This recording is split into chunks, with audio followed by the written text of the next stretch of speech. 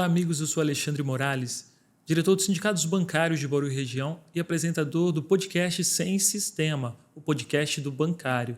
Nessa semana o tema é depressão e para realizar esse programa junto comigo eu conto com a companhia de Paulo Tonon e convidados muito especiais. A Ana, nossa psicóloga, Ana San Juan, e o Danilo Bortoli. Danilo Dom Juan? Não, Danilo não, é Ana San Juan e Danilo. É um prazer, eu tive a oportunidade de estudar com eles, mas na verdade, Tonon, isso aqui não é apenas um podcast. Na verdade, a gente está fazendo uma intervenção. São 3 psicólogos para tratar você. Entendeu? Os diretores combinaram aqui e a gente veio fazer uma sessão. Pior que eu acredito. Então, mas eu acho que a gente vai ter que receber um aumento aí dessa sessão. Vai ter que dar uma diferença? Aqui é mais difícil. Aqui é um pouquinho mais complicado, né, Ana? Então é o seguinte, Tonon, a gente vai falar sobre depressão porque é uma epidemia na categoria, então eu queria que você falasse um pouquinho aí dessa introdução.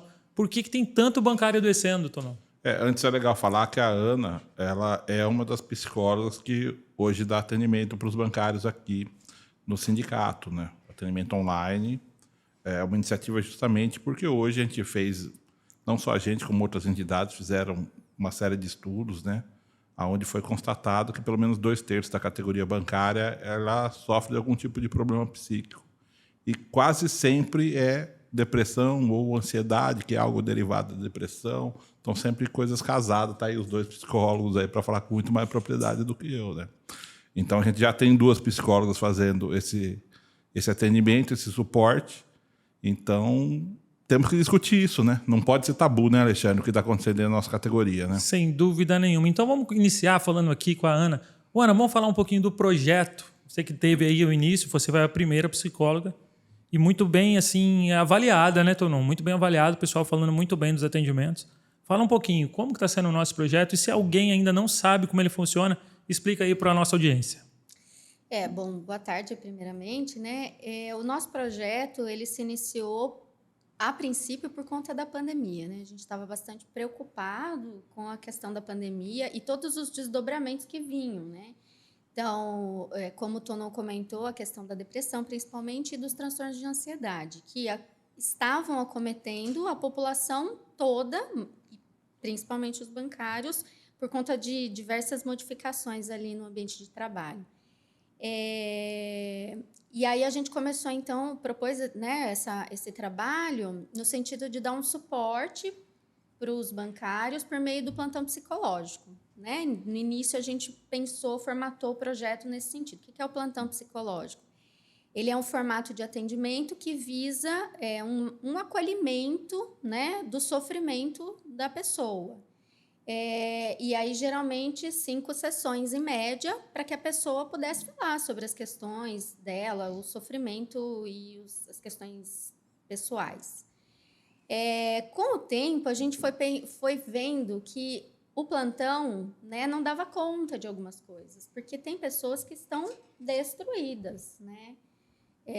Depois a gente vai se aprofundar melhor nisso, mas eu sempre brinco, né? Eu falo, gente, como é que vocês conseguem ser bancário, misericórdia, né? Porque as pessoas contam cada absurdo que eu não consigo dar conta, assim. Cara, vou mandar o print para Ana do print da nossa intervenção de hoje. Um regional do Santander, eles bancário cagueta, né? Mandando eles fazer 7 vendas de cartão por dia e se não tiver contente é para ligar para ele que o celular dele tá ligado. Eu acho que a gente devia divulgar o celular dele na rede aqui, hein, Tonon? O que você acha, hein? Acho que era uma boa, a gente ligou, falamos, né? A gente tá incomodado, né? Aí quando viu com o sindicato, sempre que, desculpa, não é bem assim, fui mal interpretado, eu escrevi isso, mas não quis dizer isso. Mas você vê, é diariamente isso, Ana. É inacreditável, cara. A questão do assédio, né, que é muito, muito forte dentro das unidades, né? Não só o assédio, como você está dizendo, essa pressão para que a pessoa, né, venda, mas o assédio moral, o assédio sexual, né? Imagina conviver com tudo isso o tempo todo, né? Para poder ganhar o seu pão. Não, usando esse caso de exemplo e já te interrompendo, né? E aí depois o Danilo pode falar também. Porque o tom já é grave da forma como ele fala, a gente lê e a gente já vê que é grave.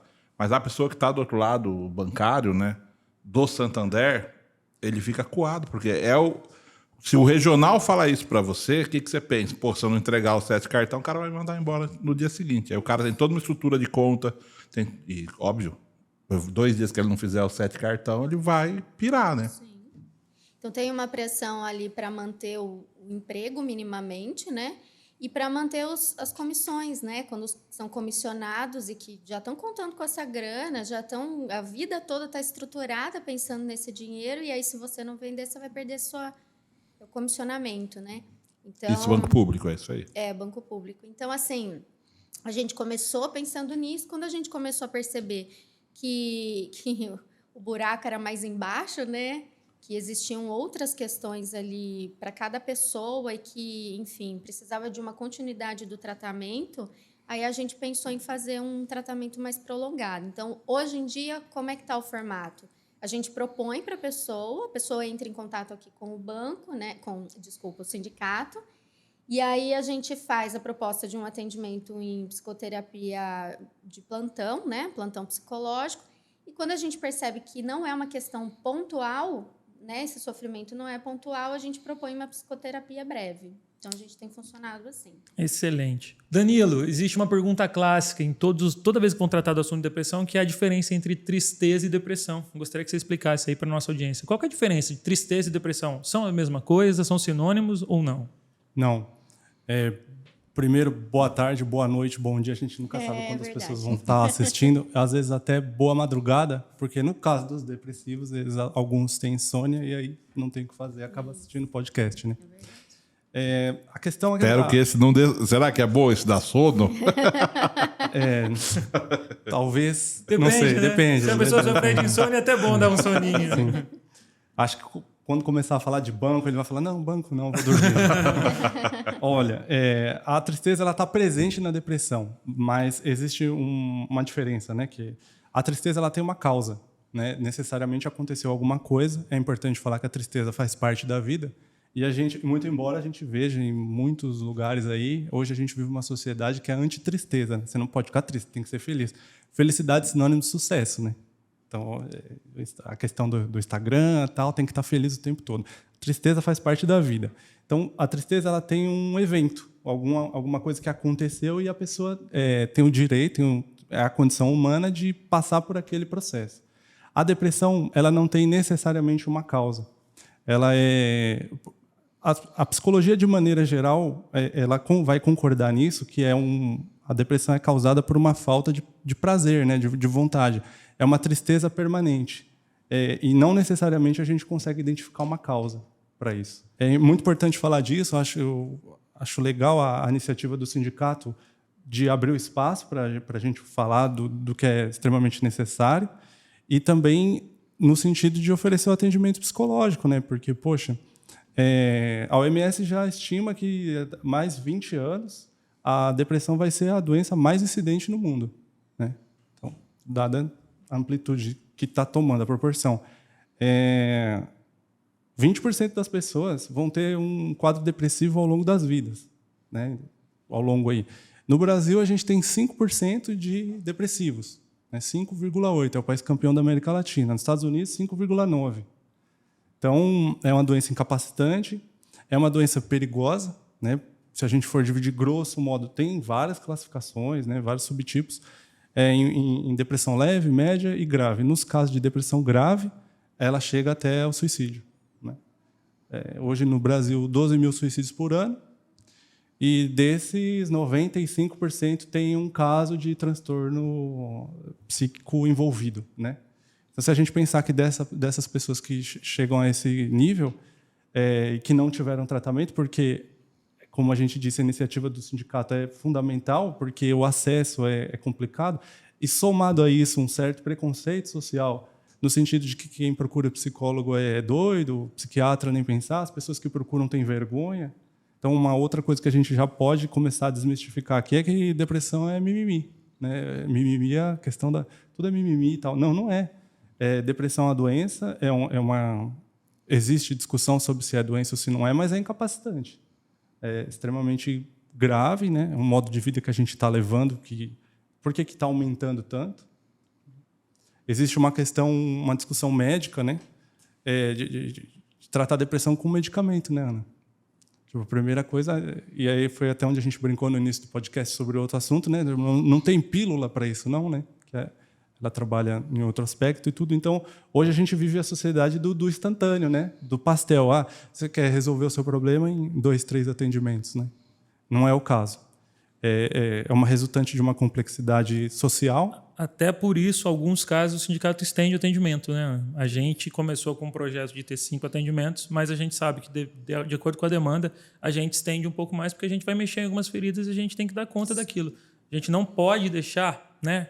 Já que os planos de saúde, infelizmente, hoje não fazem o seu papel, né? Que deveriam, tá? Os bancários têm plano de saúde, e aí não é para o sindicato fazer. Mas a gente está indo um pouquinho além justamente por causa disso. Existem pacientes que necessitam mesmo. E eu queria que você falasse um pouco também da questão, Ana, de como identificar, porque às vezes a própria pessoa não consegue identificar que ela está num estado depressivo, mas a família consegue observar. Como que essa rede de apoio pode funcionar? Como chegar numa pessoa que tem depressão e falar para ela, explicar, falar, olha, eu estou achando que o seu funcionamento está deprimido, né? Você está com depressão. O que a gente pode fazer? O que a rede de apoio pode fazer nesse sentido? Bom, como o Danilo bem apontou, né, todos os transtornos mentais, inclusive a depressão, são muito difíceis de serem tratados, né, e serem aceitos pela própria pessoa e por quem convive com ela. Eu sempre falo que são coisas que... Tudo que não é palpável, né? Então, a pessoa quebra um braço, você está vendo lá o braço quebrado. Então, você imagina que está tendo uma dor e tudo mais. Mas a depressão, a dor é da pessoa. Por isso que as pessoas dizem, né? Está com mimimi, né? A gente escuta muito isso. A gente tende a achar que é nosso, né? Que não é, uma parte do cérebro que está com... Isso. Né? Não no sentido de deixar na psicopatologia a discussão. Mas a pessoa fala, eu sou assim, sempre fui assim, como se não houvesse possibilidade, né, de alteração disso. E até uma questão de culpa, né? Que muitas vezes as pessoas colocam sobre quem está o deprimido e a própria pessoa, né? O que será que eu fiz para ficar assim? Eu tenho uma conhecida que o marido pediu para ela parar de tomar a medicação porque ela não tem motivo. Né? Ela tem uma vida feliz, então ela não tem motivo para estar deprimida. Só de ter um marido ignorante desse já seria um pouco de motivo. Eu ia falar que ele votou 22. Então, mas é por conta do estigma mesmo, né? Uhum. Então, até o Danilo falou a importância de a gente conversar sobre isso, porque a gente precisa cada vez mais esclarecer que essas coisas são humanas, esses adoecimentos são humanos, é da condição humana. E na condição atual, na contemporaneidade, isso tem aparecido com muito mais frequência e de uma forma muito mais avassaladora do que há um tempo atrás, né? Sim. Então, a gente precisa falar muito. A gente tem um caso aqui, desculpa interromper, Ana, de uma bancária que tentou suicídio recentemente, inclusive foi mandada embora pelo banco, tem um vídeo aqui sobre isso, depois quando ela voltou de licença, que prova a desumanidade dos bancos, né? Ela tentou o suicídio e foi internada. Ela saiu da internação, mas aí estava afastada e postou uma foto andando de cavalo. Nós fomos na agência, o que os caras da agência falaram? Tonão, mas ela está mal, mas postou uma foto no Instagram andando de cavalo? Então o Zega não entende absolutamente nada. Né? O que pode fazer bem para uma pessoa sair desse estado, né? Então, tem muito preconceito aí e muita ignorância, né? Ignorância. E, principalmente, isso que você está falando é muito importante no sentido de que existe um estigma de que a pessoa que é deprimida, ela fica prostrada no sofá o dia inteiro. O deprimido é esse quadro clássico, né? Que as pessoas acham, imaginam. No imaginário vem isso. E não é verdade. As pessoas têm que comer, elas têm que ir trabalhar, mesmo com a depressão. Então, muitas vezes, o deprimido, assim como nos outros transtornos psíquicos, precisam usar uma máscara social para existir. Ele não pode se dar o luxo de se entregar e ficar lá no sofá. Sabe que na Covid agora, esperava-se teve um boom de depressão, 25% a mais, né, da incidência de casos. Mas esperava-se muito mais do que isso, porque fala, as pessoas vão ficar em casa, tal, ficou aquele alarde. E aí o número acabou sendo menor. E para os depressivos mesmo, acabou sendo bom, entre aspas, porque ele não tinha que ir. Então, para o depressivo, assim, ele está funcionando, só que para ele é uma luta. Para o cara levantar de casa e enfrentar aquele cotidiano, porque a gente precisa pagar os boletos, né? Exatamente. Então, entende-se que para essa galera, não ter que ir foi muito bom. Então, nesse sentido. A Covid eclodiu muita depressão por causa disso, porque muita gente perde o emprego, muita gente é afetado com a perda de parentes, de familiares, de amigos. Então, tem esse fenômeno, vamos dizer, que é o gatilho da depressão de alguém que já teria alguma predisposição.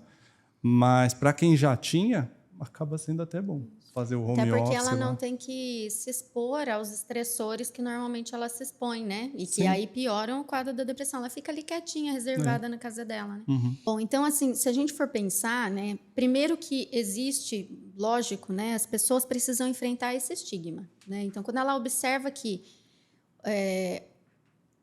o Danilo falou que existem vários subtipos de depressão. Então, a gente precisa pensar que existem pessoas que já têm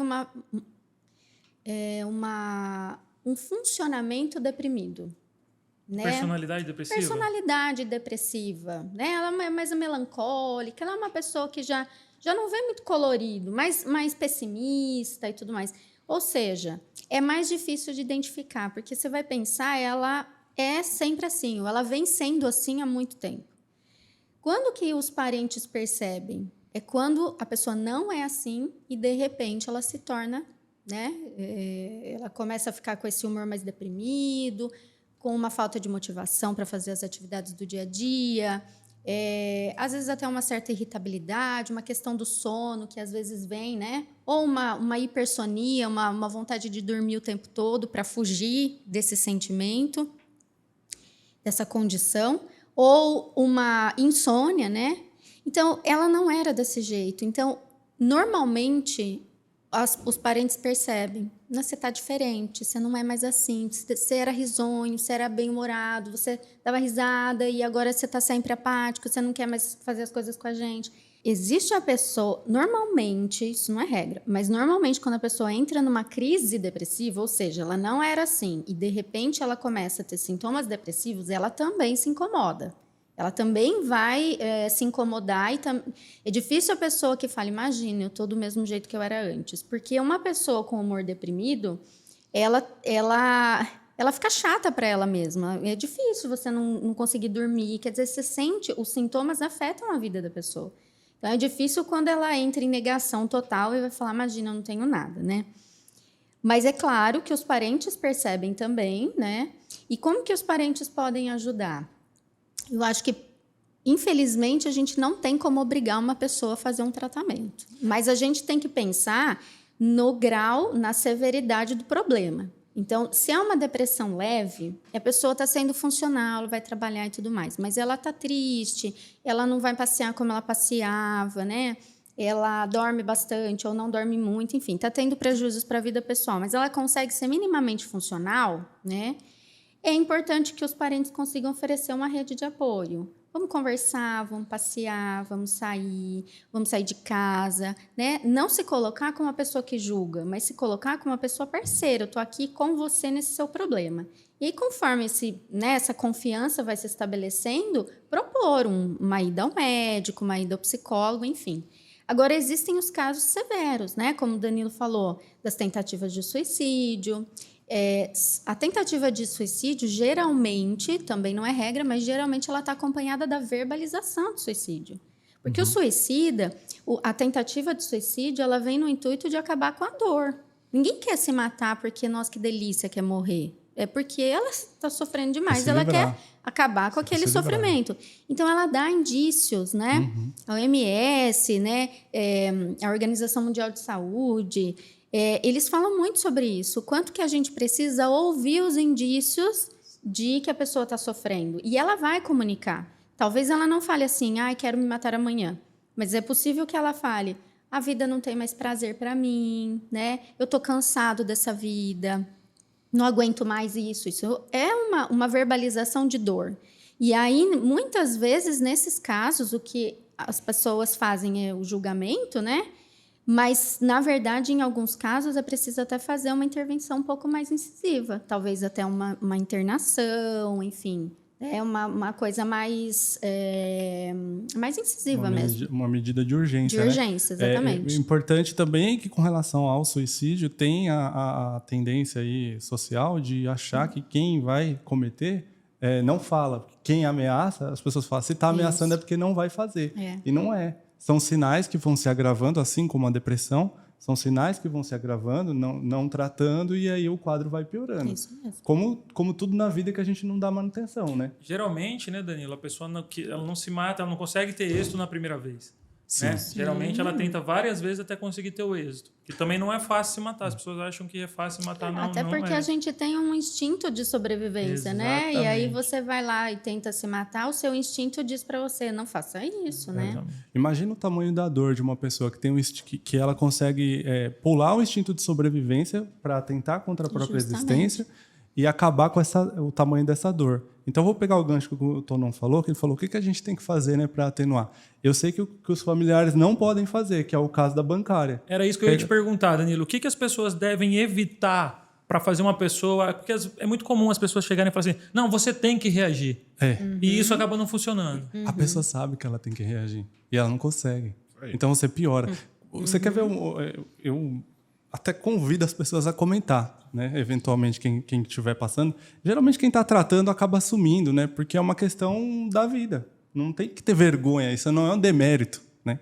Mas é dizer assim, nossa, mas você tem tudo. Você tem um casamento, você tem uma casa, falou, né? Você não tem o direito de ter depressão, como se a depressão fosse alguma coisa que... Uma escolha. Que fosse... Tem o Jim Carrey, o ator. É muito legal, sucesso máximo, Hollywood e tal. E ele fala, eu queria que as pessoas fossem ricas e famosas para entender que não é isso. Ele é depressivo, conhecido depressivo. A gente tem personalidades, não sei se é o caso de citar o nome, que tem fama e dinheiro e tem depressão. Assim como... Mas a depressão não é circunscrita a esse tipo de condição. Também você encontra pessoas... Aliás, é prevalente nas classes sociais mais baixas, onde as pessoas não têm recursos. Né? Você me perguntou o que não fazer. Como que a família pode... O que a família tem que evitar? Porque é comum essa questão. Não, você tem que reagir. Eu vou te levar... Não, você vai comigo no shopping porque você precisa reagir. Sabe que... Quem foi que fez o Auto da Compadecida? Matheus Nascarli e o escritor. O Ariano Suassuna. Isso. Ele tem uma frase famosa que ele fala assim... a gente tem muito curso de oratória, mas a gente tem pouco curso de escutatória.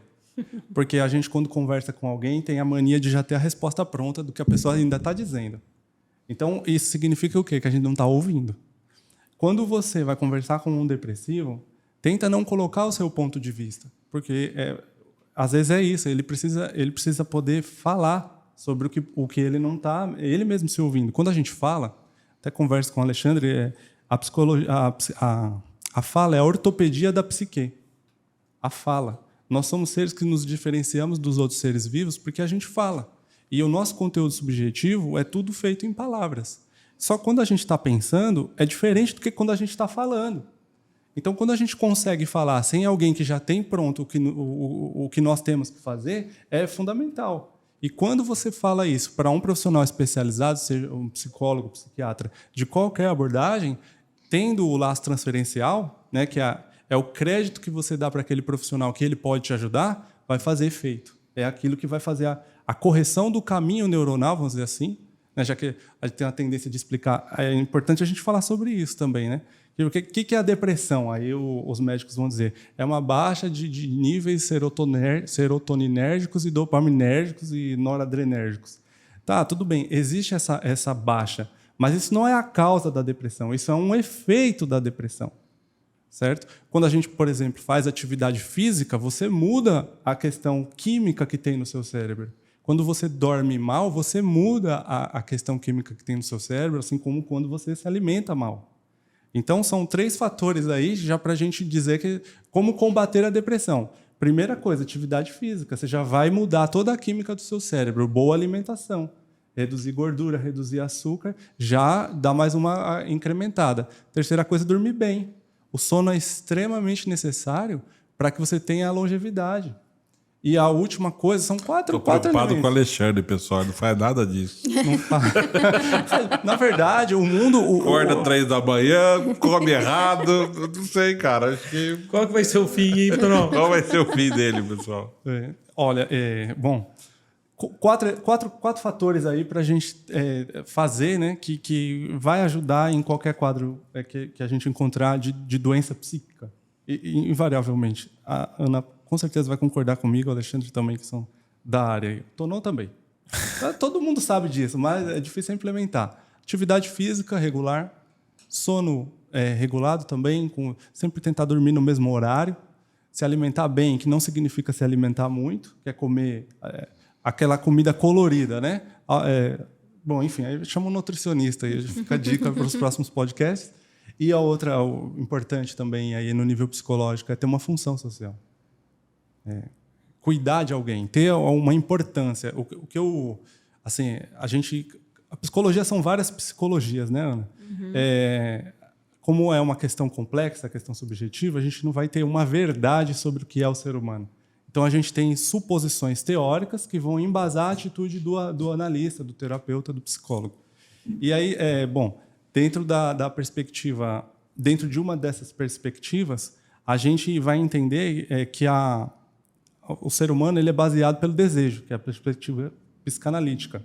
Esse desejo, vai remontar lá na infância, que a gente era um bebê, que era totalmente suprido, bem grosso modo, tá, gente? A gente era totalmente suprido ali pelo colo materno, né, pelas questões.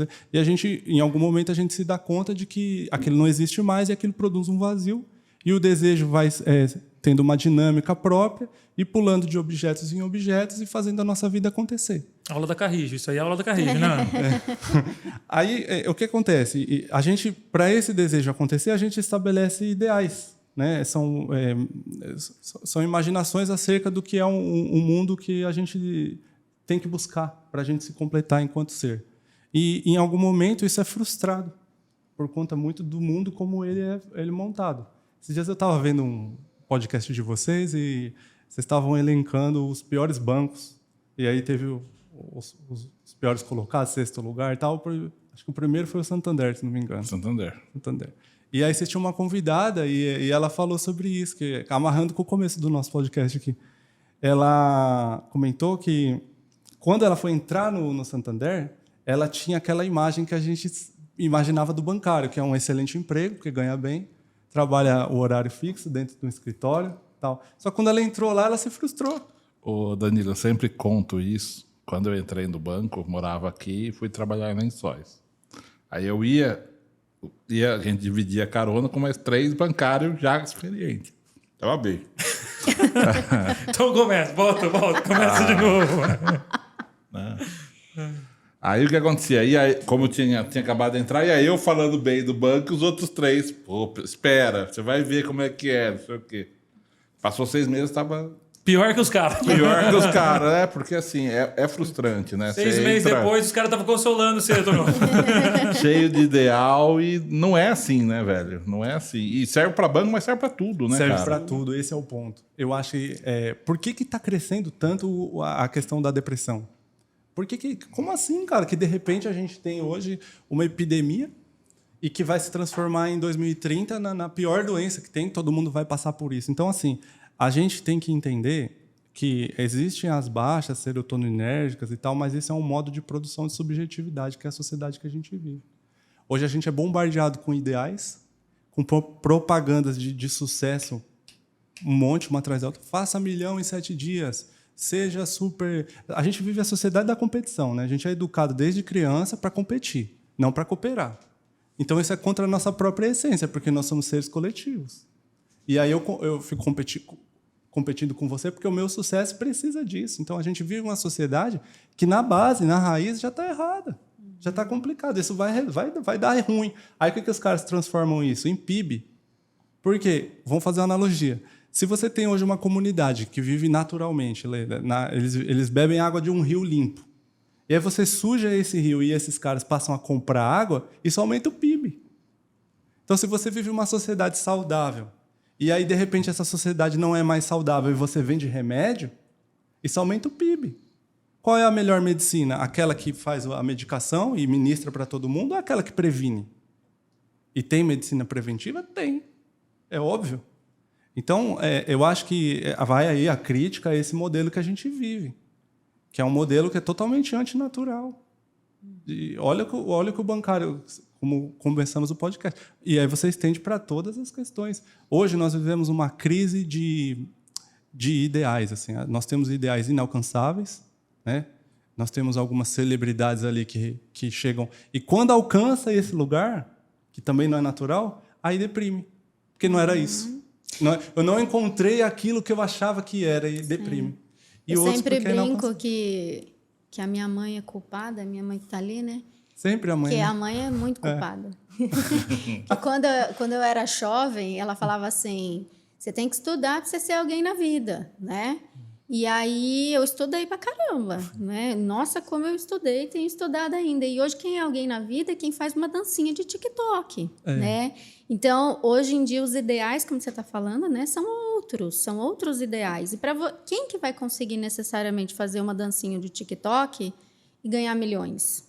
Não tem espaço para todo mundo. Então, tem a questão dos padrões de beleza, enfim, N coisas aí que fazem com que as pessoas se frustrem constantemente, né? Sim. Que é o que essa galerinha jovem, muito bem lembrado, Ana. Você pergunta para eles que eles querem ser na vida youtuber. YouTuber. Eles querem ser youtuber. E a gente sabe que quem ganha dinheiro com o YouTube é uma parcela muito pequena. A grande maioria não ganha. Isso. Né? Aproveitando que o Danilo falou, Paulo, eu queria que você falasse um pouquinho da competição. Hoje no banco existe muita competição. E o seu pai era bancário. Na época dele existia muita cooperação. Tanto que eu sempre falo isso. As pessoas eram amigas, elas batizavam, elas eram padrinhos, madrinhas umas das outras. Hoje não existe isso. Por que está acontecendo isso no banco? Essa competição que está na toda a sociedade, mas ela é ainda mais agressiva nos bancos. Não, é exatamente isso. É uma cultura que os bancos implementaram, né? Tanto que a ação coletiva mais recente que a gente ajuizou é do teu banco contra o teu banco, a Caixa Federal, que é contra um programa que chama Vitrine. O que é o Vitrine? É colocar ranqueamento do funcionário. Quem que vai ficar em primeiro e segundo. E serve de vitrine para um ficar olhando o outro. Um monitorando que lugar que o outro está. Não precisa ser um gênio, mas está aqui 3 psicólogos. A pessoa não vai adoecer quem estiver lá embaixo da vitrine, num ambiente que tem 60 mil funcionários, um olhando, você está lá em 58.312. Então, assim... É doentio, né? É doentio. Aquele ranking é doentio. E eu queria aproveitar para falar isso com você, Danilo. Essa questão de quem não se afeta com isso, parece que essa pessoa que não se afeta é que tem um problema, né? Sim. Porque o normal é se deprimir, né? O normal é achar isso ruim. Não é uma coisa só de sindicalista, né? Uhum. Só um adendo aí no que você falou, é importante diferenciar novamente, é o se deprimir no nosso conceito psicológico, né, da psicologia. As pessoas, o normal é ficar insatisfeito diante dessa condição, né? O normal não é se deprimir no sentido da depressão, do transtorno, Perfeito, né? Porque a gente está fazendo, né, uma explanação sobre o que significa depressão. Se a gente for pensar na nossa sociedade, é lógico que é mais fácil a gente se deprimir, mas a gente precisa tomar cuidado para poder dizer o que é normal, o que não é normal, porque senão uma pessoa pode olhar para a gente e falar: tô deprimido, ok, tá normal, né? Não vou buscar tratamento, enfim, vou me acomodar diante dessa situação. Muito bem lembrado. Seria assim que a gente vive num contexto que eu imagino o seguinte: quando você tem sucessivas derrotas de ideais, de projetos que morrem porque eles foram cerceados de alguma maneira, em algum momento a pessoa sucumbe. Então, não é que é normal. O que eu estou dizendo é que nós vivemos numa sociedade onde isso é natural até que aconteça, porque ela é antibiológica, ela é anti-humana. Então, o que nós estamos, para deixar mais palpável para quem possa estar assistindo, que se você está nesse quadro, não é que você não deva procurar ajuda. É que esse quadro foi levado por uma circunstância que você foi exposto. E a depender dos casos que a desestrutura vem do período até de infância, aí a pessoa não aguenta mesmo. Não é uma questão de derrota você apresentar um quadro desse, entendeu? Sim, Como, com certeza. como no caso lá que o Alexandre passou um evento específico e tudo. Mas aí é um evento específico, ele demora um tempo, porque o aparelho, a nossa subjetividade demora um tempo para tratar aquilo mesmo, como quando quebra um osso. Você fica um tempo ali, né, na inflamação e tal, até que tudo se resolva. Mas o problema é quando não se resolve. E aí precisa de tratamento, não é normal. Assim, a gente não levar uma vida minimamente satisfatória, tudo bem que... Não estou falando aqui também, né? Tipo, aí eu preciso então sair do banco para achar um lugar onde eu seja feliz. Não tem. Não tem. Né? O mundo do trabalho é essa questão aí mesmo. Pouquíssimas pessoas têm a sorte de Se não realizar trabalhando. de não se submeter. Mas trabalho é sempre trabalho. A questão é que quando você sai do trabalho, o que é que você sente? Se você não leva uma vida minimamente prazerosa, se você não encontra satisfação, cara, é para isso que tem profissionais, tem uma área do conhecimento que está te dizendo que isso tem tratamento, que você pode levar, ter satisfação na vida. Eu acho que é o mais importante. Fazendo, né, qual que é a máxima do sistema que a gente vive, que é adoecedor? Tempo é dinheiro. Mas não é. Tempo não é dinheiro. Tempo tem uma frase bonita, né, até poética. Tempo é o tecido da vida. Aí, ou a outra, né, eu vou lá, vou trabalhar para ganhar a vida. Não, você não vai ganhar, você vai perder a sua vida. Porque o tempo aqui está passando, ele não vai voltar. Não vai voltar. Se você vive de segunda a sexta-feira para esperar o final de semana, que é outra coisa comum, para beber no sábado e no domingo, para ficar depressivo no domingo à noite e trabalhar na segunda de manhã puto, sabe? Então, Recentemente, um colega nosso de banco pediu a conta, ele está diagnosticado por esclerose múltipla. Pediu a conta. E nós mesmos ficamos num debate na diretoria se ele fez o certo ou o errado, né? Justamente por causa disso. Pô, o que você faz, né? Você espera a tua vida dentro do banco, você não sabendo quanto tempo você tem, ou você vai, tenta algo novo, vai viver. Então, tudo é muito difícil, né? Sim. E é tudo muito difícil fazer escolha, e isso leva a depressão, isso leva a dúvida, adoece, né? Cada escolha certa, cada escolha errada, né? Porque envolve renúncia, né? Envolve... E aí o nosso papel aqui não é de atenuar no sentido de falar assim, olha, você é ruim mesmo, por isso que você está com depressão. Porque é difícil mesmo. São lugares que você deixou de desejar. Você deixou de vislumbrar um horizonte futuro. Sim. Não tem. O que você quer fazer no futuro? Não quero nada. O depressivo é assim, né? O que você quer? Tanto faz. Quanto menos, melhor. Eu quero ficar deitado. Então, se você chega em casa, estou completamente exausto, sem energia para nada, vale a pena tentar. Talvez seja um quadro depressivo. E aí o que eu precisa ser acho que é tratado. importante, inclusive no processo psicoterapêutico a gente faz bastante isso, é poder identificar, né, todos os fatores que são muito complexos e que levam ao quadro depressivo. Porque quando a pessoa entende, que nem o Danilo está dizendo, que a nossa sociedade é uma sociedade que frustra, então a pessoa tira a culpa dela, não se culpa tanto. E aí, de repente, ela pode até escolher. Né? Eu tive várias pessoas que eu atendi que quando chegam a isso, tem esse insight sobre o que significa essa sociedade, o banco dentro dessa sociedade e ele dentro do banco, diz assim, não quero mais isso para mim, vou embora. Né? Claro que nem sempre as pessoas podem fazer isso, né? Não é tão simples. Mas muitas vezes elas compreendendo, que esse é o papel da psicoterapia também, é compreender, né, a pessoa, o sujeito, dentro desse mundo louco que a gente vive, né? O que você vai fazer com isso, né? Com a sua vida, enfim. Ana, aproveitando isso que você falou, a gente vê que é mais comum nas mulheres a depressão. Qual que é o motivo disso acontecer? Muito complexa essa pergunta, né? Um dos motivos, né? Um dos motivos é que na nossa sociedade, as mulheres... Hoje mudou um pouco, aliás, mudou bastante, mas ainda assim a mulher é vista como sexo frágil e ela é criada, ela é educada para ser mais passiva. O que isso significa? Que o enfrentamento, a capacidade de enfrentamento da mulher em diversas situações, e como eu falei, isso já tem mudado bastante, mas a gente é muito mal vista a mulher que trata as coisas de uma forma mais incisiva, mais agressiva, mais, enfim. Então, desde pequenininho, a gente é criado assim, nós mulheres, né? Senta de perna fechada, né? Vai brincar de boneca, não vai brincar de bola. Isso tudo faz com que a criança ela se distingue das outras por conta dos papéis sociais que ela vai exercendo ao longo da vida e principalmente na infância. Então, muitas vezes a mulher, ela nem acredita que ela consegue fazer um enfrentamento. Existe uma questão também, que aí, pensando no banco, no caso das mulheres, elas são muito assediadas. De forma geral, a gente não tem um enfrentamento dessas situações. Então, é muito comum um cara vir colocar a mão na sua cintura e aí você faz uma gracinha para evitar um desconforto.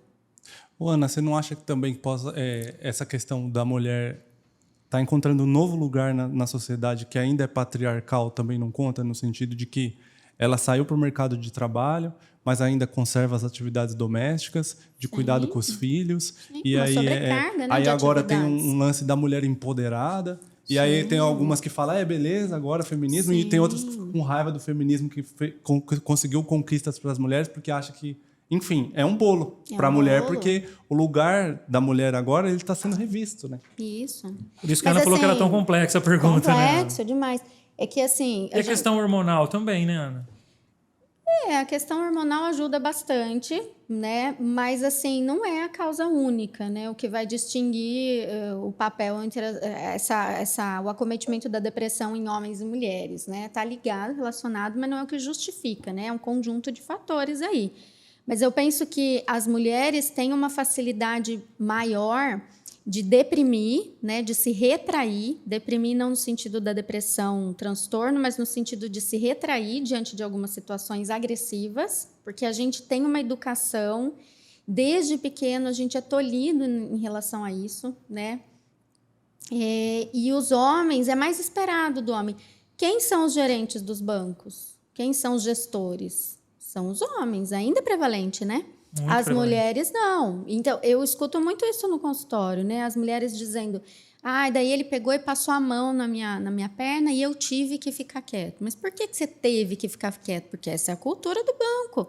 E aí, se você for lá denunciar esse cara, ele vai falar, mas você é oferecida, você está vindo com essa saia, né? Quer dizer, sempre tem sempre pende pro lado do homem. E aí a mulher fica muito tolhida nesse sentido de poder se expressar e poder buscar o que é certo e o que é errado. Isso é um dos fatores, não é o único fator, evidentemente. Como que não vai deprimir numa sociedade onde a culpa do estupro é da mulher que usou a roupa pequena? Exatamente. E a gente vê isso, né, tornou muito nos bancos, o que a Ana falou. Esse assédio, né? A gente teve aí o problema da Caixa Econômica, que não é novidade para ninguém. A gente colocou até um caixão, fizemos aqui um evento. No Banco do Brasil a mesma coisa, banco privado então nem se fala.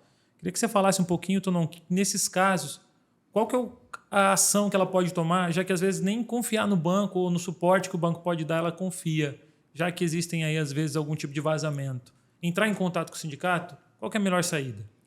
Quem está em Bauru e região tem essa saída, né? Às vezes até quem não tem, tá? Essa semana mesmo a gente atendeu colegas de fora aqui, mais de um. Justamente, acabei de dar um exemplo aqui, que hoje a gente recebeu uma denúncia aí do Santander e a gente agiu na hora, né? Sem falar quem passou a denúncia, né? A gente interviu e resolveu o problema. Agora, pegando o teu gancho, Ana, hoje a gente tem 52% da categoria mulher, então as mulheres já são maioria no sistema bancário e, no entanto, a hora que chega quadro de chefia, elas só vão até a gerência média. A partir do momento de gerente geral, regional, estadual e diretoria, vai num funil, né? Ao contrário. E já começa no processo seletivo, onde elas são perguntadas se elas têm disponibilidade de ficarem viajando, né? Isso, e aí eu ia chegar nisso. Perfeito, Alexandre. Porque um dos outros problemas também causa tanto adoecimento na nossa categoria, na minha avaliação, é a constante mudança, né? Porque você quer fazer carreira no banco, cada 2 anos você tem que estar num lugar. Então, você também tem essa dificuldade de criar raiz, criar amigo, criar... Confiança, uma relação de confiança, né, com as pessoas. Então, assim, isso é outra... Eu acho que está na hora dos bancos pensar uma série de coisas. Esse modelo de troca, cada 2 anos das agências, a gerência média e gerente geral, tem que ser revisto. Ô, Tonon, Porque isso faz mal, você cara. você sabe por que os bancos têm essa premissa aí de estar mudando as pessoas? Onde eles A ganham preocupação deles é na questão negocial, de você ir pegando justamente laços de afinidades com a comunidade E aí não fazer mais as maldades e que você tem que fazer. afrouxando algumas coisas, no sentido de dar mais crédito para quem talvez não tivesse capacidade de pagar. Então, essa é a preocupação deles. Só que aí o banco resolve o problema deles. E também uma maneira E de joga punir, pros né? outros. Uma maneira de punir E- quem tem mau resultado. O cara tem um mau resultado, então ele vai lá pro Cafundó do Juda, que é uma Isso. maneira de você punir e motivar as pessoas a estarem sempre querendo dar o seu máximo para não ter que ir pro Cafundó do Juda, entendeu? Então, tem vários... Até o Alexandre fez muito bem de falar isso, porque recentemente a gente está com uma denúncia no Ministério Público contra o regional aqui da Caixa, aqui de Bauru, porque uma das coisas que era feita aqui é exatamente esse tipo de coisa. Punir as pessoas com transferência. E Então, ameaçava. Ameaçava. Aí mandava o cara lá para, com todo respeito, por exemplo, com os colegas de Itaí, lá para Itaí, né? Que é um lugar mais isolado que Bauru, né? Não pelo tamanho, por questão de distância, esse tipo de coisa, né? É verdade. Então é punição. E aí dá para passar por isso sem um atendimento? Tipo, calado, sem poder... Aí, às vezes, você vai dividir com algum parente ou alguém próximo. Tudo. Não pensa assim. Você está num bom lugar. Olha onde eu estou. Aí vai, sofre mais, né? Conta mais. Sem identificar exatamente a Isso acontece a muito causa. porque a população brasileira está tão rebaixada nos seus direitos que parece que o bancário é um super privilegiado. Né? Quando a gente faz greve, a gente vê muito isso, né, Tonon? Não, e até a FENABAN teve outro dia coragem na última negociação que a gente fez, pessoal. Nós estávamos aqui, aí o negociador da FENABAN virou assim: você sabe qual que é a média salarial do bancário aí na tua região, Tonon e Alexandre? É R$ 8.500. Quem que ganha isso? Como se tivesse fazendo favor pra gente, né, cara? E quanto cada bancário dá de rentabilidade pro banco? E vende a vida. A vida vale R$8 mil. Exatamente isso. Perto da população no geral, claro que é um salário muito melhor, porque fora isso tem plano de saúde, tem vale alimentação, né? Mas e o que o cara tá dando? Por exemplo, nós estamos falando de transferência aqui. Aí o que acontece normalmente? Vai ele, mas fica a família e os filhos na cidade onde ele já estava anteriormente, porque o cara normalmente está estudando, os filhos, já gera outro problema, que é a distância. Às vezes acaba o casamento, então, assim, tudo errado, né? Tudo errado. E no Brasil, as instituições que mais lucram no final do ano é tudo banco, né? É isso. Os Não, caras nada de não passado. produz um prego. Só na sala da FENABAN que não é, né, Tonon? Quando eles vão fazer reunião com a gente, eles estão lá atrás. Mas também só perde para petróleo. Aí eles falam, ó, como nós estamos mal aqui, ó quanto que a Petrobras deu esse ano, Tonon. Só Vale do Rio Doce e Petrobras. Vale do Rio Doce, Depois Ô, Ana, mudou muito a questão do tratamento, porque a gente teve aí várias descobertas, né? E aí os fármacos realmente eles entraram e ganharam peso aí. O que você acha, Ana, dessa questão que até o Danilo já abordou? A gente sabe que existe o fármaco, ele é imprescindível na maioria dos casos de depressão, porque ele consegue ali equilibrar, né, as sinapses ali que precisam ser realizadas. Mas eu queria que você falasse um pouquinho disso, porque hoje a gente tem uma explosão de diagnóstico. É um pouco fruto também dessa necessidade da indústria fármaco aí colocar os seus produtos? Com certeza, se é. A gente tem às vezes fica numa sinuca de bico, né? Você indica um médico para poder fazer essa avaliação ou não indica, né? Muitas vezes a gente da psicologia, a gente está vendo que é um caso seríssimo, né? Mas a gente fica até reticente porque você vai indicar algum médico que é mais a favor da medicação e menos né, de sugerir uma boa alimentação, enfim, que tudo isso complementa e acabam prescrevendo até medicações bem caras e tudo mais. Se a gente for pensar no caso da depressão, como você falou, a depressão ela tem um componente que é físico, né, químico. Então, os níveis de serotonina, dopamina, né, eles diminuem, né, de uma forma bem importante. Então, a pessoa precisa, sim, na maioria dos casos, fazer o uso da medicação. Nos casos moderados a graves, né, fazer um uso da medicação para equilibrar esse sistema hormonal aí. Mas não é só isso, né? Ela precisa ter qualidade de vida, ela precisa repensar a vida dela em diversos aspectos, porque uma pessoa deprimida, ela está com uma vida completamente desequilibrada na maior parte das vezes, né? Eu sempre falo para os meus pacientes, se você for dividir a sua vida como se fosse uma pizza, e a gente tivesse várias áreas, a área espiritual como é que está? né? A área espiritual não precisa ser religiosa necessariamente, né? A área afetiva, a área produtiva, né? Enfim, diversas áreas da sua vida, como é que elas estão? Todas elas falam a mesma coisa. E eu só tenho a vida produtiva. O resto, o que é o resto? Né? É uma máquina, né? É uma máquina. As pessoas viraram uma máquina. É uma máquina de produzir dinheiro para o outro, né? E aí entra outra coisa, desculpa te interromper, que a gente vê muito em banco. Nas entrevistas de mulher para promoção, a primeira coisa que o cara pergunta é se tem interesse em engravidar, Isso, eu ia falar em casar, né? Exatamente. E aí é um conflito, né? Aí já começa um conflito eterno, né? Porque ela tem que abrir mão de algumas coisas e talvez ela não esteja preparada para isso, ela nem quer, né? Sim. Não está preparada e o homem, como se o homem não fosse. Se ele for pai, ele não precisa ser pai, né? Porque vai ter a mulher que vai cuidar. Exatamente. Então, não é feita essa pergunta. Você tem interesse em ser pai, em ser um Isso aí. bom pai, né? Isso, Não, perfeito. Ana. não tem problema, porque isso fica a cargo da mulher, né? De novo, aí uma questão da nossa sociedade machista, né? Às vezes possa ser, por ser pai, seja melhor, porque ele tem que pagar o boleto dentro dessa estrutura que não seja a favor, não é isso? Aí Mas ele vai o cara, produzir mais para pagar o boleto. suporta qualquer coisa, ele tem que pagar o boleto. A gente vê isso muito no banco, né? A pessoa se sacrifica para pagar um estudo para o filho, né? Ela se sacrifica para pagar o sonho ali daquela pessoa ali que para ela é a pessoa mais importante. Então, assim, acaba assim, esse modelo acaba influenciando, né, Ana? Acaba gerando pessoas aí. Você perguntou da questão da medicação, né, Alexandre?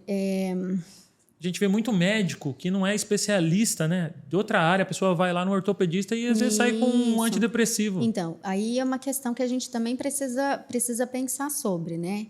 O quanto que, acho que o Danilo falou um pouquinho sobre isso, o quanto que hoje a gente está medicalizando a vida, né? No começo você perguntou a diferença entre tristeza e depressão, né? A tristeza ela é comum, né? Ela é esperada, né? Ela é a manifestação das nossas emoções. Muitas vezes é esquisito se eu vir um leão na rua e eu não me assustar, né? Assim como é esquisito se eu perder um familiar muito querido e eu não chorar e eu não ficar triste por um bom tempo. Isso não é esperado, né? Agora, ficar triste é o esperado. Eu tive uma pessoa que perdeu um familiar, né? E aí tinha dado, acho que 4 meses, né? Da perda, acho que da mãe, se eu não me engano. E aí o familiar, uma outra pessoa chegou e falou assim, 4 meses? Nossa, você não vai reagir? Já deu, né? Tem tempo até para isso. Tem tempo até para isso. Isso é curiosíssimo, né?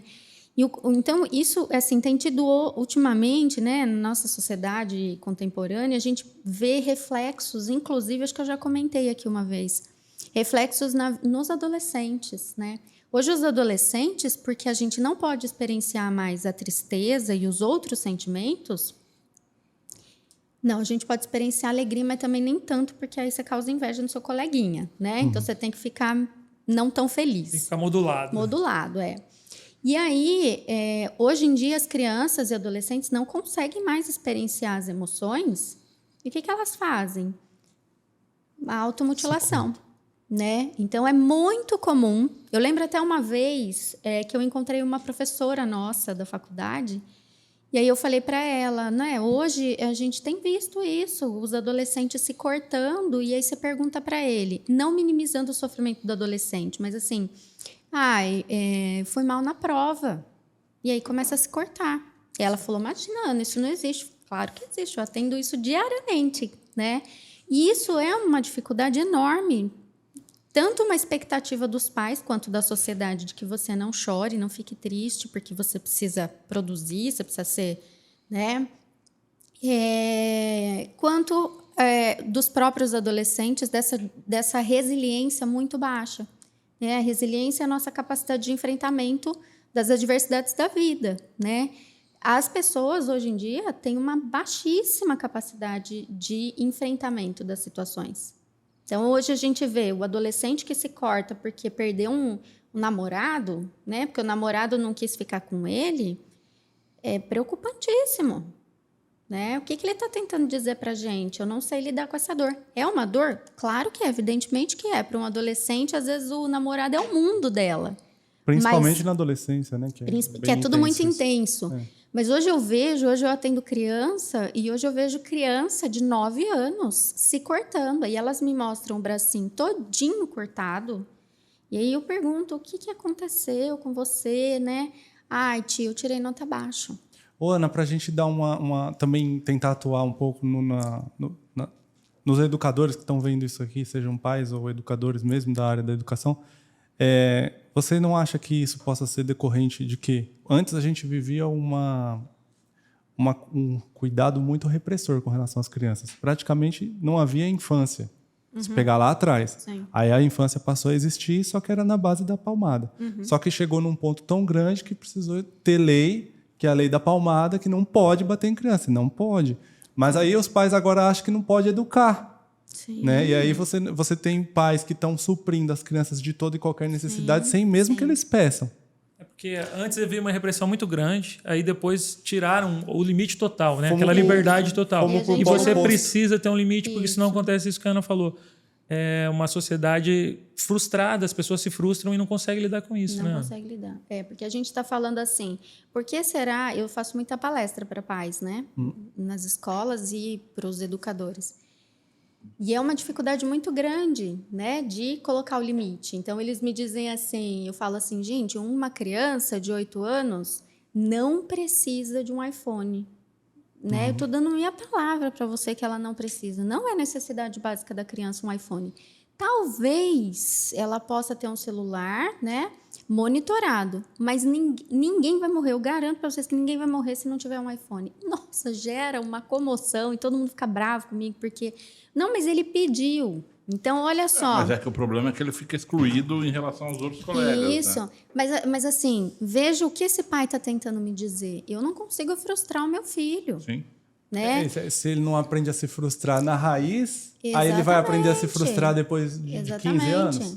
A lógica tem sido assim, já que a nossa sociedade frustra constantemente, não vou ser eu que vou fazer isso com meu filho. Então, enquanto eu puder, eu vou deixar o meu filho sem se frustrar, porque ele já vai se frustrar. Quando, na verdade, ele devia, né, entender que ele precisa ir frustrando aos poucos para o filho dele ter a resiliência, a capacidade de se frustrar e lidar com isso, porque na vida adulta ele vai precisar dessa habilidade. Vai se frustrar muito na vida. Muitíssimo. Exatamente. Né? Talvez seja nisso, né? Indo para a perspectiva teórica de que nunca dá conta da verdade, são sempre hipóteses, mas hipóteses bem plausíveis. A pessoa que não aprende a se frustrar na infância, que é totalmente suprida ali pela mãe antes mesmo de pedir, ela vai passar numa adolescência, vai começar a se frustrar uma vez atrás da outra, até que ocorre a morte do ideal. O que é a depressão, em resumo? É a morte de uma perspectiva daquilo que eu desejo. Nada mais eu desejo. Nada mais. O mundo é cinza. É uma lente onde eu coloco que não tem mais graça o mundo. É desesperança, né? É desesperança. Então, por quê? Porque não tem resiliência em frustração. Então, vem lá da raiz. Então, eu acho que... Eu vejo muito isso, na verdade, né? Os pais hoje, nossa, mas para corrigir o filho... É um custo muito grande, mas aí a gente precisa deixar essa mensagem de que corrigir o seu filho é uma das melhores coisas que você possa fazer. Sim. Colocar ou não. Isso começa ali com 3, 4 anos de Até idade. porque o mundo vai corrigir, né? Vai. E de maneira nada amigável. Então é melhor você corrigir. A gente tem hoje uma sociedade um pouco infantilizada, né? Se você dá uma fechada no trânsito, corre o risco de você tomar um tiro, até porque a arma agora tem um monte. Deu 1000 armas por dia o último ano. 1000 armas por dia. Aí esses caras que não conseguem se frustrar, tá tudo armado aí andando por aí. Então não arrumem briga no trânsito. Certo? É isso aí. Ô, Tonão, a gente viu aí, a Ana e o Danilo falaram aí de várias situações que podem desencadear. E é frequente na nossa categoria, até porque a Ana já explicou. Mas existem coisas que estão acontecendo aqui e a gente sabe que isso atrapalha. Por exemplo, coisas às vezes que parecem ser banais. Grupo de WhatsApp, como você falou, o ranqueamento, tudo que estimula a competição. Até planos de saúde e planos de previdência agora se estimulam a quebrar a solidariedade das pessoas. Isso é uma característica dos nossos tempos. O Danilo já observou isso, a Ana também falou. Mas isso acaba adoecendo a pessoa porque gera uma responsabilidade muito individual. Você tira a solidariedade, você tira a colaboração e gera uma angústia muito grande. E não raro você vê, às vezes, uma pessoa que teve uma caminhada e uma trajetória no banco, depois dela atingir um certo ápice, ela pede para sair, ela pede para ser descomissionada. E isso pode ser um sintoma, inclusive, de depressão, porque ela não está sabendo lidar mais com aquela situação. O que a pessoa pode fazer antes de tomar essa decisão? Porque essa decisão tem um impacto financeiro muito grande. É legal a gente falar que existem caminhos para a pessoa procurar tratamento e às vezes até se afastar. Muitas vezes a pessoa chega aqui no sindicato e a gente faz essa recomendação. Gostaria que você falasse um pouquinho para essas pessoas, às vezes, que estão aí na eminência de pedir aí a baixa da função porque já não aguentam mais. Inclusive, pessoal, a coisa que a gente mais faz aqui, e é por isso que a gente acabou contratando 2 psicólogos, é esse tipo de atendimento, né? Porque a pessoa nunca vem aqui para chamar a gente para churrasco, né, Alexandre? Normalmente, quando ela vem aqui é porque ela já está ou com problema de demissão dentro do banco, ou para ser demitido, ou com problema de adoecimento, né? E a mesma discussão, o que elas têm que saber é que aqui elas vão ter a orientação necessária, né? Vai ter o estímulo para se afastar, porque hoje muita gente continua doente do banco. Por quê? Porque tem aquela discussão, minha agência tem 6 funcionários, que hoje, infelizmente, a gente tem 72 agências aqui em Bauru, tem 72 agências em Bauru. Só que mais da metade delas é com 6, 7 funcionários, né? Ao contrário do que era no passado. Então, uma pessoa, 2 que se afasta, prejudica o colega. Então, as pessoas hoje, mesmo doentes, elas têm ainda essa discussão da culpa, de deixar o outro colega numa situação ruim, né? E aí a nossa função, a nossa pessoa vai falar, cara, é você. Né? É você, vamos fazer isso. A gente encoraja a pessoa a sair, porque, além de tudo, a pessoa está deprimida, e tem uma discussão que a gente tem que fazer aqui, que é a discussão do INSS, né?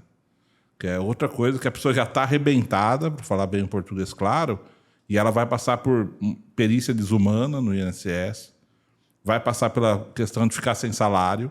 Vai ser desacreditada pelo INSS e, às vezes, pelos próprios colegas da agência. Isso, como nós falamos aqui do exemplo da menina aí, que está andando de cavalo, né? Quando eu entrei aqui, há 10 anos atrás, o INSS, felizmente, mudou essa cultura. O que eles faziam? Eles iam nos perfis das redes sociais das pessoas para pegar elas tomando uma cerveja e punha no prontuário quando a pessoa ia lá pedir renovação. A gente se deparou por um período com muito isso, então a gente dava orientação. Não coloca nada na sua rede social, de ser em aniversário, tomando uma cerveja, indo para a praia. Porque você vê como que é cultural. Há 10 anos atrás, o INSS usava isso até como desculpa para negar benefício para as pessoas, né? Então, é um caminho assim, você vê quantos obstáculos, né? O obstáculo de deixar o seu local de trabalho, porque tem um preconceito. O obstáculo de enfrentar uma perícia, né? O obstáculo de, depois da perícia, você vê o resultado da perícia e fala, mas eu estou doente. Como que um médico fala que eu não estou doente, né? Aí, depois disso, a questão de ficar sem salário, que hoje, eu falo com tranquilidade, acho que 1/4 das ações que a gente tem aqui é de manutenção salarial no INSS, ou até mesmo agora que a gente até aperfeiçoou, né? Como as de INSS demoram muito, pessoal, para a gente ter uma resolução, a gente está entrando direto contra o banco. Hoje saiu uma decisão de um bancário que está no limbo previdenciário para o Bradesco assumir o salário dele, né? Até porque esse bancário... A gente antes tinha cautela com isso, Danilo, porque o cara vai ser mandado embora. Você entra contra... A hora que ele ficar bom, ele vai ser mandado embora. Mas se você não faz isso, o banco te manda embora, você volta de licença do mesmo jeito, que ainda tem essa, né? Então, olha quanta dificuldade, e o nosso papel aqui é encorajar. Você, bancário, que passa por isso, não está sozinho. E é bom falar que a gente optou por gravar esse programa, Alexandre, porque dos 10 vídeos mais assistidos nossos, 4 envolvem a abordagem de depressão, síndrome do pânico, esse tipo de coisa. E aí a gente vê como está carente, não só as pessoas que acompanham o nosso canal, mas acho que até o público que não acompanha, que acaba vendo o conteúdo porque chama atenção. Ana, precisa disso, né? Falta de informação. A gente vê que o medicamento da depressão, e é legal a gente falar isso, ele é um medicamento que ele leva um certo tempo para funcionar. Sim.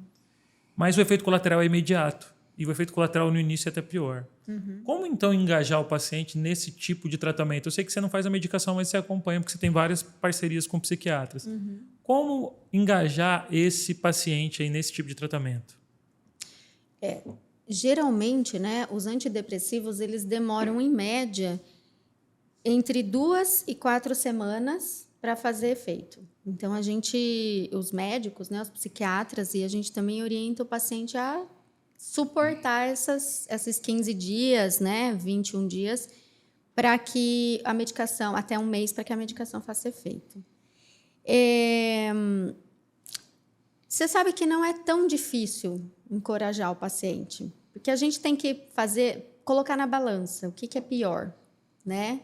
É pior o seu estado depressivo, tudo que você perde com ele, todos os seus prejuízos, ou é pior enfrentar os efeitos colaterais? Existem medicações hoje muito modernas, né, que têm menos efeitos colaterais. Então, o escitalopram, por exemplo, né, é uma dessas medicações, tem pouquíssimos efeitos colaterais. Então, são efeitos colaterais suportáveis pelo paciente em vista do que ele já está suportando, né? Então, quando a gente vai conversar com o paciente, é nesse sentido. Pondere o que você tem perdido, né? Em que momento, em que situação você perde menos. Perfeito. Ô Danilo, a gente sabe que hoje a gente já sabe que existe uma predisposição genética na depressão, né? E aí existem alguns gatilhos que eles disparam no processo depressivo. Gostaria que você falasse nisso. O que você identifica que pode ser um gatilho dentro de uma agência bancária? Assédio é também por ser mal atendido, por conta do enxugamento, o cliente já chega nervoso, até porque as práticas às vezes são abusivas. E ele vai descontar. Às vezes não, elas são sempre abusivas. Aí ele vai descontar no atendimento. E parece que o banco tem, pelo menos a Caixa, né, tem um atendimento tem um rigor a respeito de reclamações. Então, o profissional, ele faz de tudo para que o cliente não reclame. Então, quando vem alguém que possa reclamar, já começa a soar frio. Isso repetidas vezes pode gerar, entende? Porque é muito. O corpo não está acostumado. E é bom falar, né, que nesse momento atual da sociedade que a gente está vivendo, todo mundo sabe do que eu estou falando, é comum na nossa categoria, viu, Danilo, que a gente ouvir que os clientes estão mais agressivos também. Sim. Então, qualquer coisa que acontece, não era assim há 3 anos atrás. O cara já... Tanto que a gente chegou a ter caso aqui, por exemplo, na agência Rui Barbosa, que hoje a gente teve lá e estava lotado pleno dia... Que dia que é hoje? Dia 14? A gente está gravando isso aqui, 15, né? E lotado. Um dia que não tem nada e a agência é lotada. A gente chegou a ter cliente que entrou com barra de ferro para bater em funcionário, né, cara? Então, é de uma doideira. E aí, isso também adoece, né? O ritmo de trabalho. Eu não falei, você falou da questão de não produzir um parafuso, né? Às vezes o bancário, ele atendeu 70 pessoas no dia, 80 pessoas no dia, mas por não ter uma produção física, o gerente fala assim, pô, você não fez nada. O cara atendeu 80 pessoas no dia, o cara tá lá descabelado, né? Então é muito fogo, né? É que a análise ela é complexa, né? Se você pegar também a realidade do cliente, não justificando que a falta de educação não é por aí, mas ele é lesado em vários lugares, desde o Estado, né, que cobra os impostos e não devolve, aí ele teria que ter direito à educação, não tem, teria que ter direito à saúde, não tem, teria que ter uma série de direitos que são Ficou no quartel lá com 60 dias, o presidente fugiu. Exato. Prometeu um monte de coisa. Foi embora. Aí chega bravo lá do banco. E não é a única instituição que, por conta da competitividade, vai privilegiar lucro e em detrimento do atendimento correto. Então, o cliente ele é lesado em vários lugares. Aí a agência é onde ele acaba estourando. Sim. Né? Enfim, são esses fatores. O próprio estresse físico também, né? Eu diria que é um combão, né? Tem vários elementos. Uma das coisas que eu escuto muito... Eu ia perguntar, o que você escuta muito? Conta para nós. Muito a questão dessa pressão pela venda dos produtos, né? E muitas vezes são produtos que a pessoa não compraria. Então, eles me dizem muito isso, Ana, como é que eu vou vender um produto que eu mesmo não compraria? Por que eu preciso de um seguro residencial, né? Ou, sei lá, um seguro de vida, ou qualquer outra coisa? Tem outros produtos que eles vendem que eles não acreditam. E não só isso. Um dos sofrimentos maiores dos bancários que precisam vender é ter que vender para quem não tem condição financeira. Então, eles dizem assim, como que eu vou vender para uma senhorinha que ganha um salário mínimo e que ela mal consegue comer, e aí eu tenho que vender um segurinho de R$50. R$50 vai fazer diferença na vida dela. Então, assim, isso é um estresse constante, porque ele é obrigado a fazer algo que vai contra os princípios, os valores dele. Não é só assim, eu não acredito nesse produto, mas eu estou lesando... esse cliente, né, para eu cumprir a minha meta. Então, isso leva, né, somado às outras, ao assédio, somado a essa pressão por vender produtos o tempo todo e bater meta e tudo mais, Aí o bancário tem um enxugamento do número de clientes nas agências por conta dos serviços online, né? E aí ele tem que vender mais. Esse é o discurso do banco, quer dizer, fala que não acontece isso. Porque os caras estão lá, as agências continuam lotadas. Lotadas. É que mudou o tipo de serviço que você faz, né? Hoje, quem vai mais numa agência bancária é um público mais de baixa renda, né? E aí que não entra para quem vender, exatamente o que a Ana falou. Então a gente até toda hora até te corrigir, desculpa, mas porque a gente tem que combater isso aí, porque é um senso comum, tem que fechar todas essas agências bancárias e ninguém mais vai no banco, tudo no aplicativo. É mentira. Porra, nós estamos num país que a maioria das pessoas não tem nenhum celular decente para ter aplicativo, né? Outra coisa que eles se queixam bastante é ter que ficar ligando para o cliente para vender produto, e eu mesma faço isso, né? Eu sei que é do banco, eu desligo, né? E eles falam, eu também entendo isso. Você bate na cara do bancário, Ana? Eu bato. Ô, Ana, o que é isso, Ana? Não faz isso com o pobrezinho. Eu bato não, na cara de qualquer pessoa. Eu nem sei quem tá ligando, mas é assim, é nesse sentido de ele tá ali, né, tentando oferecer porque ele é obrigado. Exato. E a pessoa que tá lá, ela tá cansada, ela também tá cansada, ela tá trabalhando, tem 500 pessoas ligando. Se a gente não gosta de receber uma única ligação, imagina o cara que faz 100 por dia, a vontade que ele deve ter. Pois é. Então, acho muito que difícil. são inúmeras dificuldades que eles enfrentam e que, somando tudo isso, gera um desgaste enorme, né? Um estresse muito grande, um estresse crônico, que muitas vezes esse estresse crônico culmina aí na depressão, né? Precisa ver que às vezes ainda tem alguma doença também facilitando, né, a depressão, né? Alguma comorbidade aí.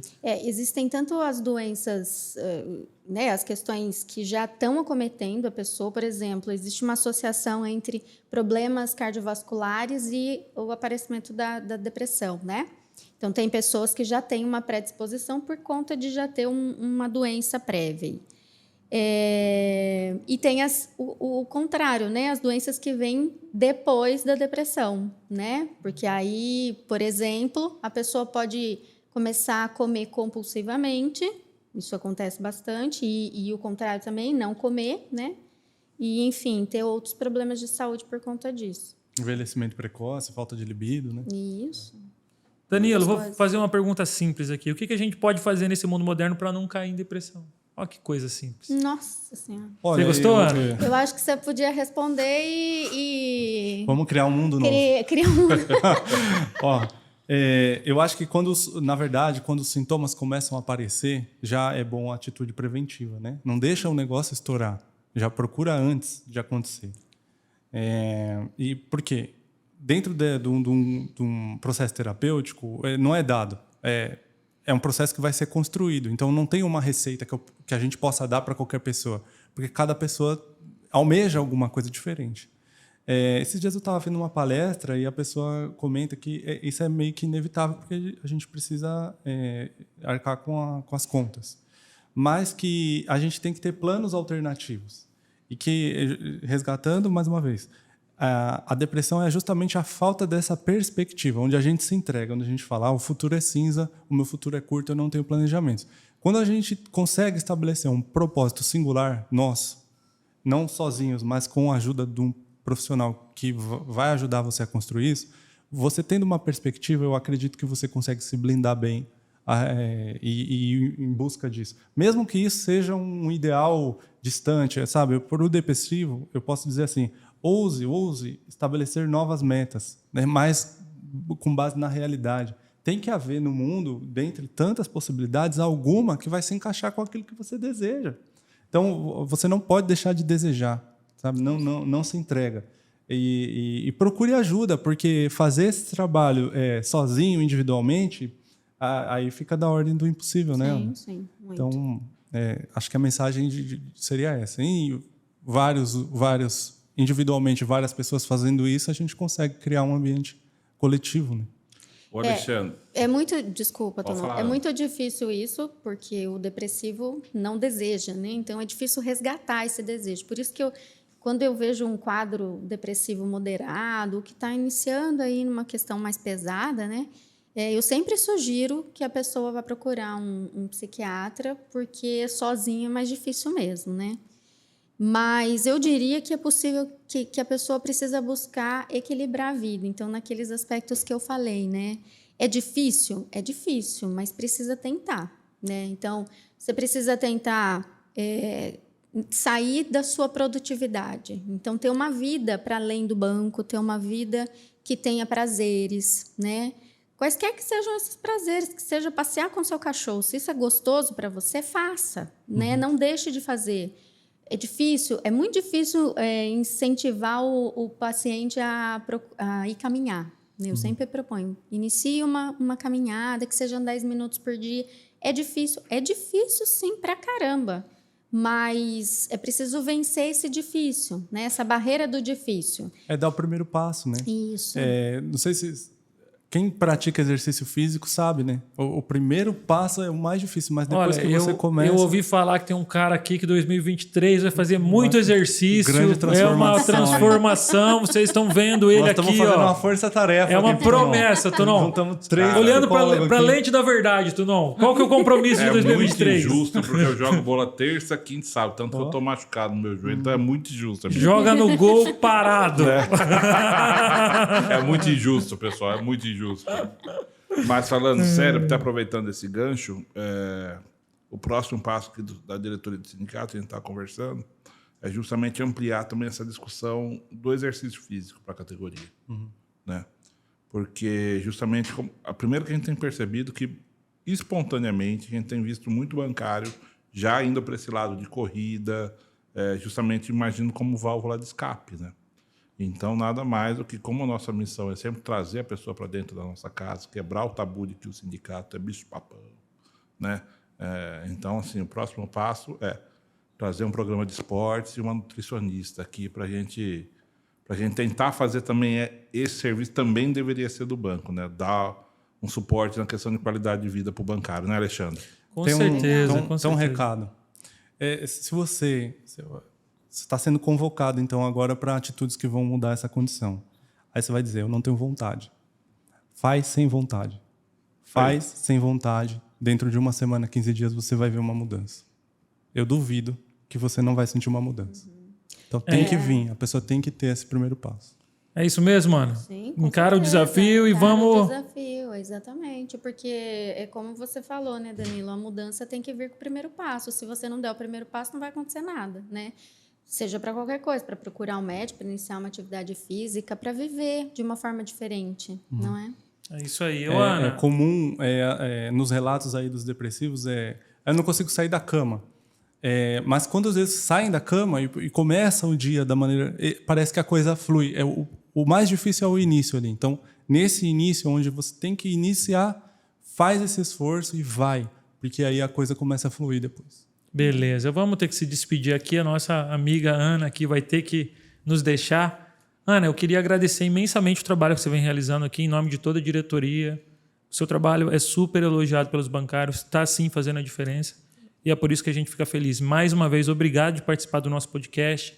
Você que está dando uma passada aqui em Bauru, né? A gente pegou um pouquinho do seu tempo, assim. Então, assim, só temos que agradecer mais uma vez a sua participação e seja sempre muito bem-vinda no nosso sindicato. Esperamos que a gente consiga aí manter essa relação por muito bom tempo. Obrigado pela satisfação de conhecer sua mãe aí, a gente que teve o prazer de estudar junto aí. Então deixa um abraço aqui para os nossos ouvintes aí e fale aí, quem quiser aí ter uma consulta com você que for bancário, o que tem que fazer? Eu que agradeço, né, pela parceria. Eu acho que a gente tem uma parceria bem saudável, né? E realmente os bancários têm entrado, né, comprado a nossa ideia e solicitado atendimento, então isso é bem legal.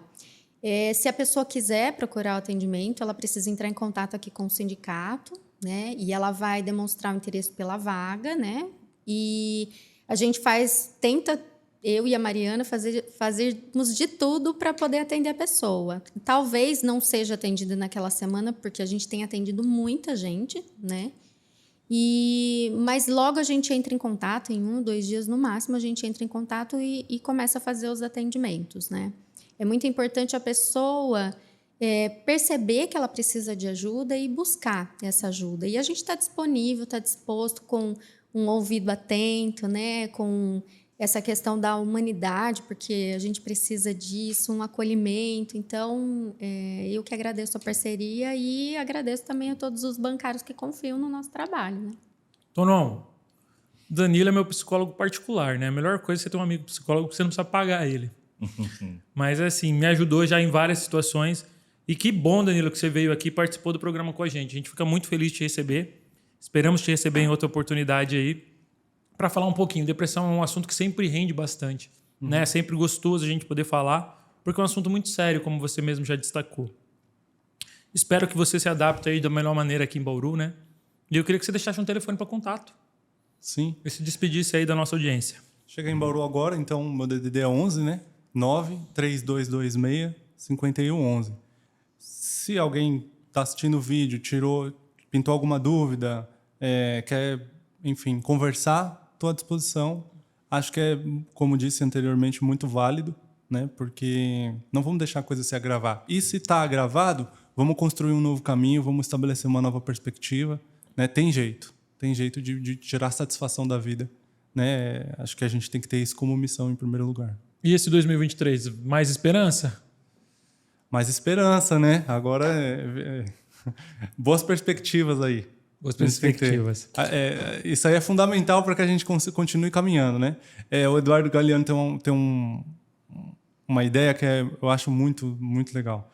O horizonte, ele coloca o horizonte como alguma coisa que a gente caminha 10 passos e ele se afasta 10 passos, de maneira que nós nunca vamos encontrar. Mas então por que a gente tem ele enquanto base? Para que a gente continue caminhando. Então, desejar ter perspectivas é isso. Não pegar e parar a bicicleta, porque senão ela cai. A gente tem que estar em movimento.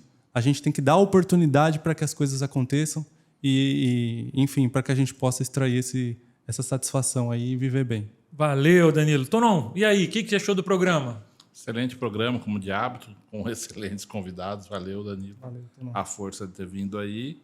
E aquilo, né, Alexandre? Curta o nosso vídeo, compartilhe. Estamos chegando em 2.100 inscritos, cada dia crescendo mais o canal. E para isso continuar, a gente precisa do teu apoio, pessoal. Valeu, galera. Muito obrigado. Até mais. Valeu. Valeu.